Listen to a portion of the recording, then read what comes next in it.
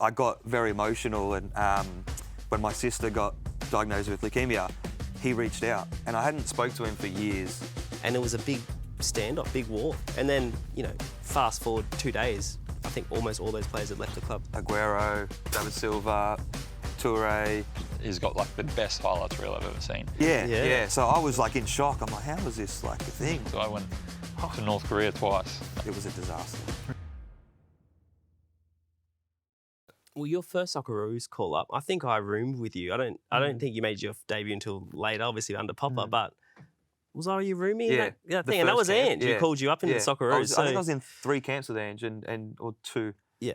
And it didn't get on. He obviously rated you, that's my point. Yeah, of course, yeah. But how would you say him as a manager influenced your career? Obviously everyone, I can speak for myself, but everyone who's kind of worked with him says, amazing things. You're lucky you've had a lot of great A-League coaches, but how does, firstly, he rank, and what would you say his influence on you was? He's definitely the best I've had. Obviously, different coaches have got different strengths, and he was one for me that was like good at everything. Tactically, he was like spot on. Like you even see it now, he's got his way and he sticks to it no matter what. No matter what happens, win or lose or draw, he sticks to it, and you work on it from day one. And then man management as well. He was very good at getting the best out of every individual player. Like everyone's different. He knew that if he yelled at me, it would get me focused and get a reaction sort of thing. He knew Mitchie Nichols, for instance. Yeah. If you yell at Mitchie, his head's gone. Yeah. So he used to put his arm around Mitchie and help him that way. And I think he got the best out of all of his players. Because you hear stories about him, and that sometimes he had this aura that, like you said, I can't go talk to Ange. And so from an outsider's perspective, someone who was never coached by him, you sort of think how this aura of him, he doesn't talk to the players, he keeps himself distant. But you're saying it was different. That might have been one player, but another player, he was in there telling them they're great and all that. So he did have that, human side to him, because that's not what it feels like from an outsider. It's like this guy that stands over the top and they all do their things, and every now and then he pops in and gives an inspirational speach.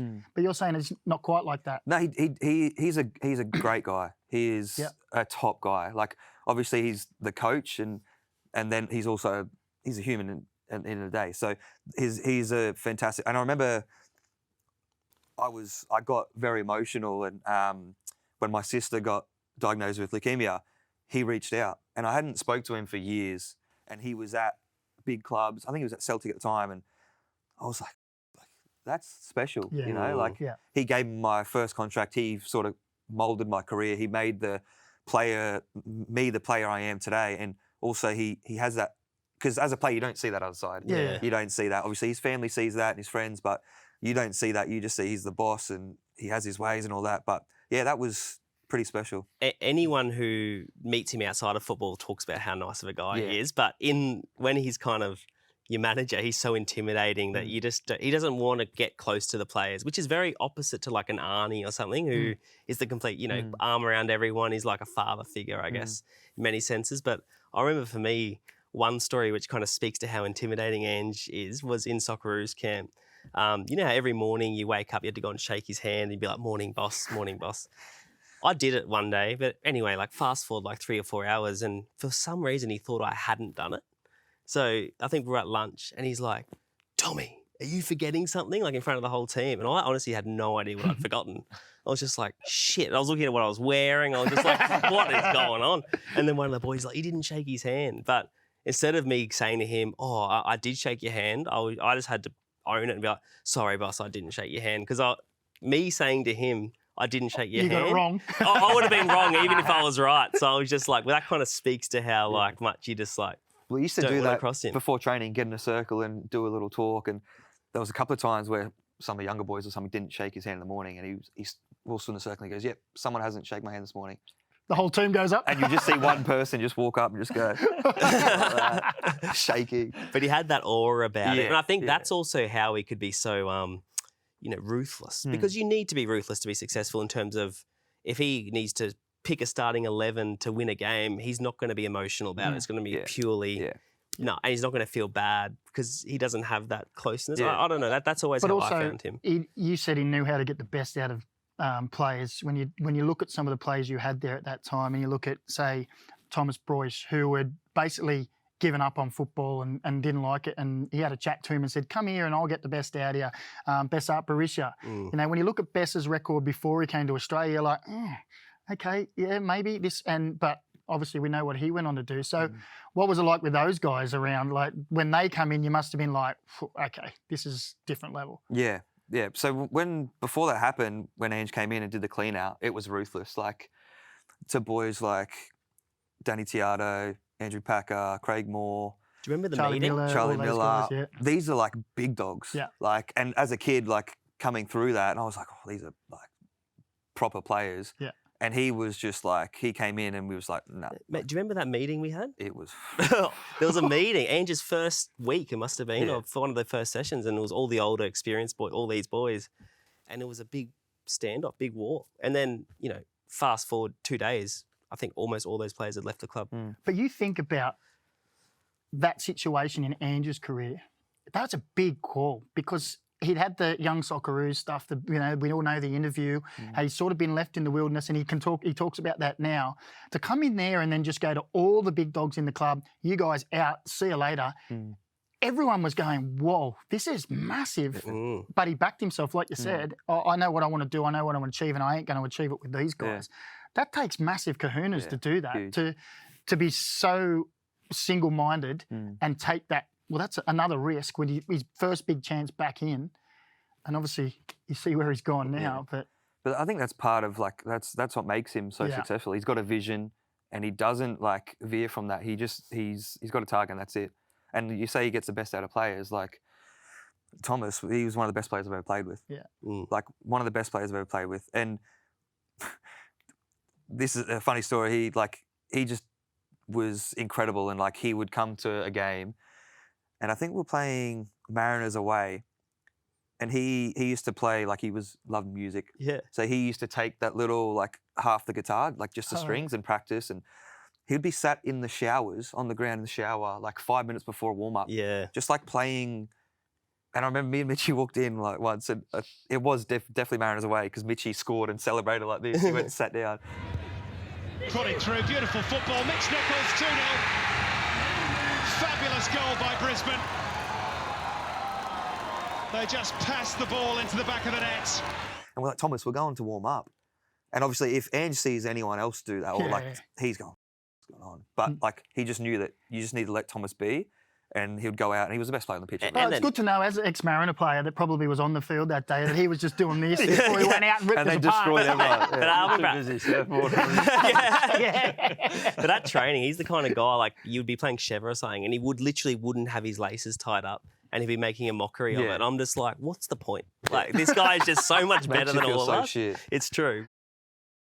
I want to ask you. This is fast forwarding a little bit, but you know, post Roar, I remember you went on to sign for Manchester City, and I think I was playing in England at the time, and I remember you went on loan to Bolton Wanderers, and then came back to Melbourne City. Like, you didn't actually make an appearance for Bolton. And I remember, like, how did all that happen? Because I remember it was just like you played for about 3 clubs in the space of months. It felt really... Yeah, so I went to Man City, and I was at Manchester City training with them for probably 6 to 8 weeks. Which must have been awesome. Yeah, it was incredible. It was obviously it was such a Who good was there at the experience. Aguero, David Silva, Toure. So can I ask, because there's an outside perception. So you got all those players. You're in the City group. You've gone to Manchester City. There was an outsider's perspective that it's there. They're just signing you there so you can go to Melbourne City. Was that the intention, or were you going over there to? I'm going to the UK. I'm not going there to play for Man City's first team. No. I knew that's But I said to them before I signed, I said, I'm not going to Melbourne. I said, if I sign, I want to go to Europe, to England, to try and play. I want to try, obviously, I'm from England. I want to go back there, try and play. So they were like, yep, no worries. It was a 4-year deal. So it was like, I went there thinking I'm going to stay in England or go to Europe somewhere. And then I went there, and then they're like, okay, we've got these options. It was about 6 to 8 weeks, and then my missus came over, and we got an apartment in Manchester. And I think I had something in Holland come up, and then Bolton. And I was like, okay, I just got an apartment, a car. I'm like, I'll go to Bolton for 6 months. And then Neil Lennon was the coach at the time. And they said, yep, he wants you. He's asked for you to come here. And I was like, okay, cool. If a coach wants you, perfect. It was a disaster. Really? It was a disaster. It was, they were fighting for relegation, losing every game. There was some stuff off the pitch going on. And they had a very good team. They were all ex-Premier League players. Like, the starting 11 were all ex-Prem players. So they were a little bit older, but they were all very good players. And I remember after about 2 or 3 months, I was like getting my feet. And me and Rob Holding, we weren't playing. Is that the one on Arsenal? Yeah. Couldn't even make a squad. So I said to him, can I go play 21s, get a couple of games? Because I was in the championship. Yeah. You play Saturday, Tuesday. So you barely train. Yeah. So for me, I was training felt like part-time. It was like 3-4 sessions a week. Yeah. And it's like short, sharp sessions to get you fresh for the game. Over, yeah. So I was struggling a little bit. I'm like, I need to play. So I played probably like 3 or 4 games to 21s. Did all right, was fit. Me and Rob played, and then just nothing. Couldn't get in. They were losing every game. I think they were dead last and wouldn't change the team. I couldn't make it into a squad. And then my loan came to an end, and I went back to City, and Lennon left. Rob started playing, and then played the rest of the season, and then he went to Arsenal. So it's football's like that. Yeah. There's no hard feelings. But what was Neil Lennon like with you at that time? Was he just like... Didn't say a word to me. Yeah, right. He's an angry fella. That's the I played perception of against him. him when we were in Scotland. And There's a lot of stuff that, like stories I could tell. I'm not going to say because they're pretty bad. Tell him. Tell him. He would. I wouldn't even see him at training some days, or he would come out and stand on the sideline, and he would be like, his eyes would be bloodshot, have his snus in, and hood up, and wouldn't even shake your hand for like 3 days at a time. He'd like. Slight change from the managers you'd had before. Yeah. So I was like in shock. I'm like, how is this like a thing? It was a good experience. And if you said to me, okay, you're going to go over to England and experience that, you won't play a game, but you're going to experience all this, I would do it in a heartbeat. Yeah. Like I would do it for sure. It was like...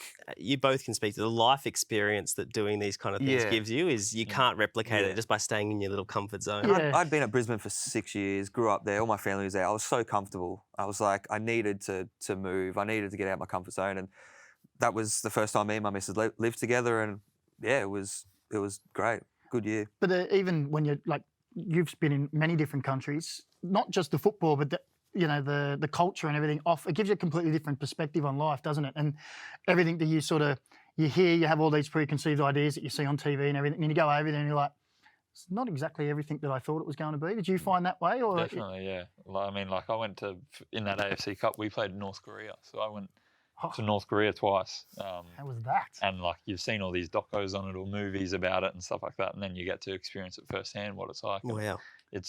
Those things are always. Did they take all everything off you? Everything. They checked. I had a book and they checked pretty much every page to Read see the what was book. in there. Pretty much. See, I've heard How'd you get the stories. photos then? They confiscated a couple of. One of our boys had an iPad with a South Korean film, and they took that from him and gave it back when we left. I've heard stories of when people go to North Korea, they're in their room and they've taken a necklace off and put it over is it Kim Jong-il or In or whatever, and there's a knock on the door. Take that off. So surveillance. Cameras everywhere. So I hope you were. I wasn't daring to do something like that. But they're all wearing the same blazer jacket, the men, and a Kim Jong-un badge on it. Wow. But the weird thing was it was myself and a few Brazilians in the team, and they didn't look at us at all. We're the only foreign people around, and the people on the street just wouldn't even look. Acknowledge you. No, just walk past. I'm like, hello, like a big white guy. Nothing. So it was a strange time, but like you said, those you can't buy those experiences. They're awesome. Yeah. Yeah, it's so funny. Obviously, North Korea, that's a special case. But talking about football and the experiences it gives you, I always think it's very funny because in Australia, everybody always talks about playing football in Europe or overseas, but it's not always cracked like what you think it's going to be. And I think sometimes we don't realise how good we do actually have it here and how much you can just focus on the football here in Australia. And it's not until you go over and you realise that these places that you thought would be amazing in this other whole world, and they're not what you think it's going to be. And then you come back and you appreciate how good we got it here. But, you know, talking football, want to ask you, both obviously play with some amazing players. I wanted to ask you who your best players you've played with are. But Bratsy, looking at Melbourne City, that Melbourne City team you played in, obviously had, played with the likes of Aaron Moy, Tim Cahill, Fornaroli. That must have been special to play because that was a great team to watch. Yeah, that was a good group. Moisey had actually left the year, so I didn't get to play with him. But yeah, that team was, on paper, was ridiculous. Me, Cass, Bruno. Cass and you play everywhere together. Yeah. I don't know how many games I'm on now, but like 80% or something like that of games I've played are with him. Yeah, wow. So who's carried who? He's carried me. Yeah, that team was pretty special. And I think we only won the cup there as well, which was like, it was disappointing because you look at some of the squads on paper, it was like, that was... Oh, I remember. And I remember playing you, like that team, and it was just like, you just know it was going to be such a shit game because it was just going to be you chasing. Yeah. Remember you had that Brandan as well? Oh, yeah. Yeah, I remember. Nutcase. Yeah, he was a little nutcase, Yeah. But that was a great team to watch. But overseas, you must have played with some big names or good players that... We were talking off air before, and like I guess my career's been a bit left field, and one of the players I played with in India was his name's J. Emmanuel Thomas, and he came through Arsenal when Wenger was there. And he was the captain for their under-23s, and he was going to be like the next big thing. His career kind of went off. He played in the Champ and he's got like the best highlights reel I've ever seen. He's like a left-footed number 10, same height as me, wider, can run, so skillful, can nutmeg a mermaid, like unbelievable. Anyway, he came to India out of shape. Like that's why he's kind of going there. Like in his prime, he's an unbelievable player, but he came a bit out of shape. But in training and some of the things he did in some games and whatnot, was like amazing. Like for the size he was, the way he can manipulate a ball, and I'd never really seen anything like that in training. If he was in shape, wow, top player. Yeah, right. You've asked about players. I'm going to ask about Australian coaches then. Do you think Australian coaches are underrated, going overseas and see how they operate overseas? You in particular have been quite a few different places. Do you think Australian coaches are underrated technically and tactically in the way the man management that they deal with? I think so, yeah. I think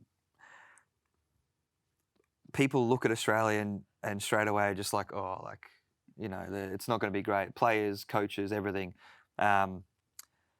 But you look at foreigners that have come to the league, every foreigner I've played with and spoke to are like, we're surprised about the standard, the players, the football, the coaching, everything is at a pretty good standard, and they're always surprised. So you have to take that and be like, okay, we're doing something right.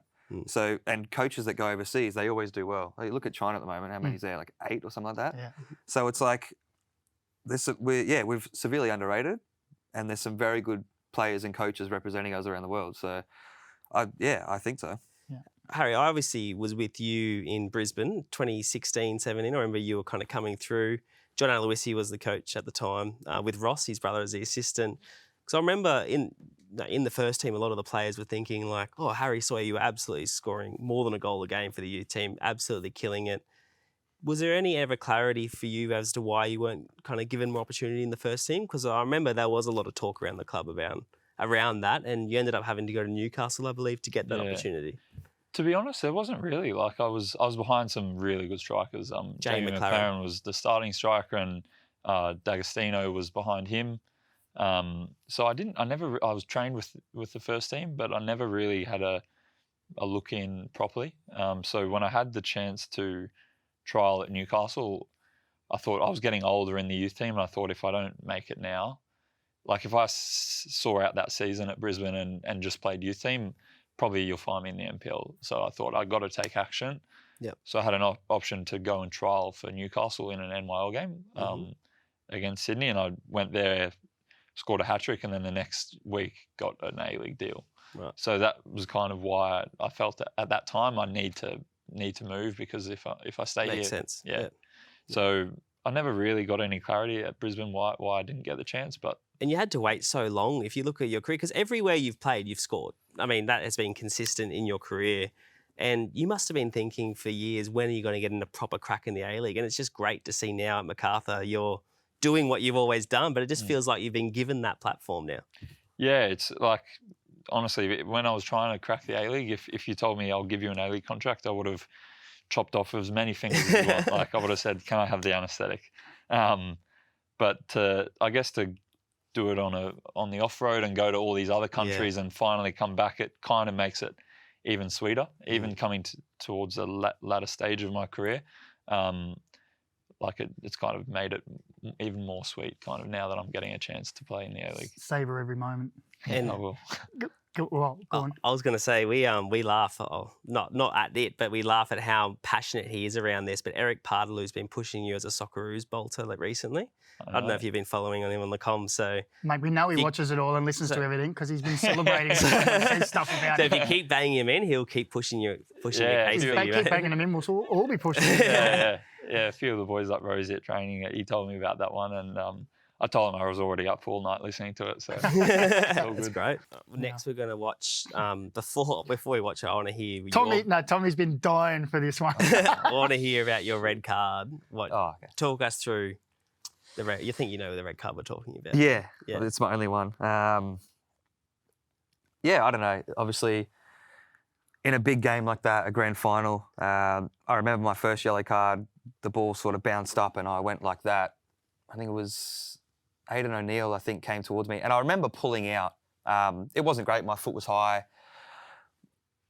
Yellow card, it's 50-50. I've seen them given, I've seen them not. It was very early. So in a grand final, for me, it's a big spectacle to get a yellow or a red or something. Like, you ruin the game. So even for me, that wasn't a yellow card. Fair enough, he made that decision. And then I think it was 10, 15 minutes later, I think it was like 30th minute or something like that, I sort of slid. Tilio was running in and I sort of slid in like that. I 100% got the ball. It didn't look great, but 100% because you could see the dribbling like this and I went in this way and the ball sort of went diagonally that way. So I should have been more...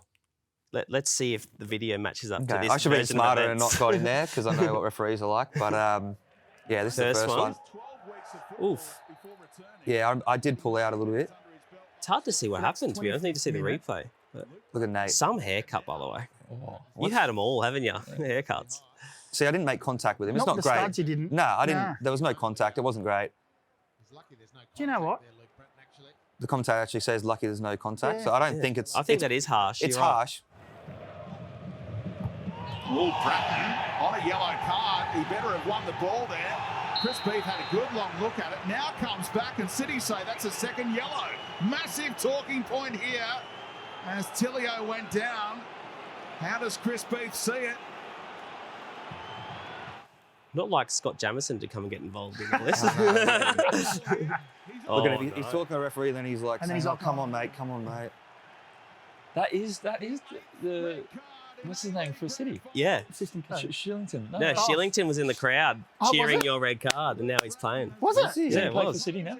Yeah. No, What a dog. I think you're right.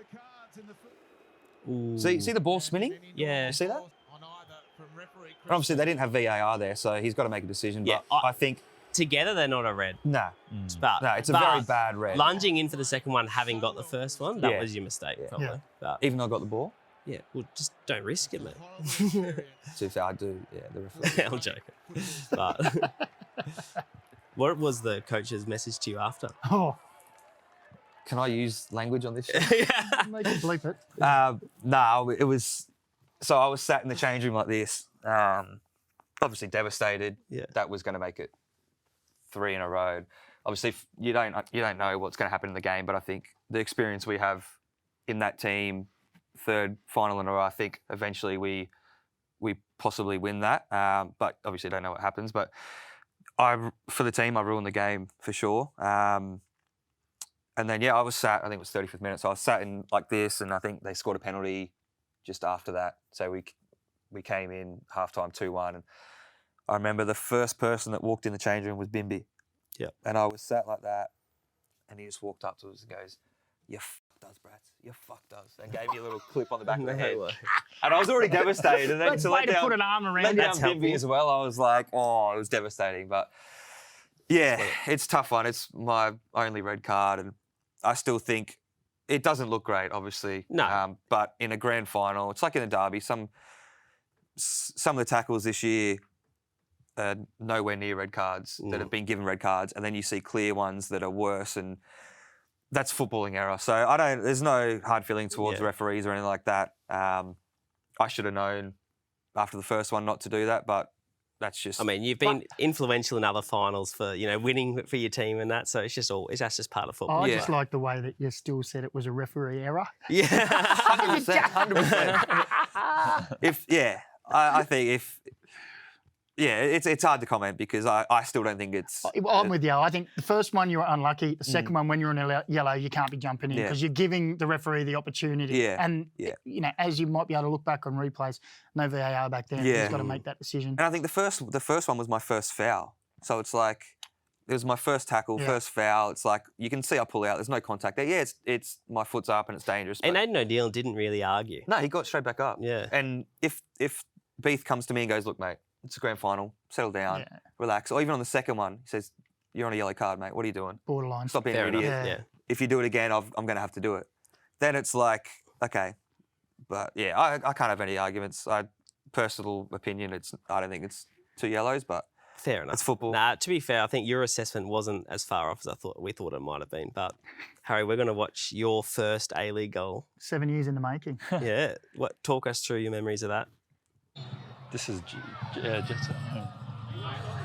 Just, you don't even remember it. No. Scored that many. Yeah. What time was it? Actually, at the time, the Sally. I was going to say, what is At this? the time, there was like a Socceroos Was that the phone camp. one? Yeah. Oh. There was a Socceroos camp coming up, and a few bolters were doing the call me Papa thing. And I said to Brattan before the game, I'm like, if I score my first goal, I'll give him a ring as a joke. So that's why Holman's laughed, cracking up. Did you have a little bit of, it was against the Jets, the other team? Oh, I loved it. They gave me my first games, but... They also got rid of you. Yeah, they got rid of me, so I loved it. That's why I like to celebrate against them. Yeah. Do you find that as well, playing against like your former teams, like even if you come up against Brizzy, do you have a bit of extra like will to win in those games? Or for you, it's just like whatever? No, not really. I don't like losing in general, so I try my hardest in every game, and there is that little bit of emotion there. Was that the same game? Yeah, same game. Okay. No way. Double It's phone like 2 in call. 5 minutes or something. Yeah. There is a little bit of extra emotion and stuff like that, but That was some header, by the way, second one. Yeah, I think I was offside. Well, imagine if he got all those balls at Sydney FC at the training session. know. Oh. All those. Piggy and Van der Sar. No, it's because their mate was probably the backup striker. Was it Woody? I don't know, but bloody hell. Now we're going to look at your goal against the Mariners. Do you remember that one? Yes, the dodgeball. Yeah. That was a dodgeball goal. Yeah. Similar header as well. Yeah. Shot. How many percentage? What percentage of your goals have been headers? You reckon? Probably more lately. When I was younger, Yeah. they weren't. I wasn't scoring as many headers, but lately they've been. So I like that because Dodgeball was a good movie. Talk me through the other one, and I don't know if they can put this in post, but what was the one where you dragged your ass along the floor like a dog, mate? That was because my dog, when he watches at home, he sits on the end of the couch with a ball in his mouth, like watches the whole game. Not he's probably just looking at the ball moving on the screen and loves to bark at it and whatnot. But one day when he got like super excited, he started scooting on the ground like his bum. And Nina was like, "Can you do something like funny if you like score a goal, do something memorable?" She's like, "Copy Monk." That's the dog's name. So as soon as I scored, I was like, Got to do it. sat down and scooted my ass all on the ground. How good is that? Certainly made an impression on that one. Yeah. They thought I was kind of wiping my bum on like the Wellington field, and that didn't come to mind, but a little bit weird. Yeah. Well, on that note, Yeah. Fair enough. thanks, boys. We really That's appreciate all you done. coming in and sharing. Appreciate it. A lot of the things that people don't know, they see in the background. A lot of people watch and they have their opinions, but it's good to see a footballer's perspective get put out there and the highs and lows. It's good. Thanks, boys. Pleasure. Thanks a lot. Appreciate it.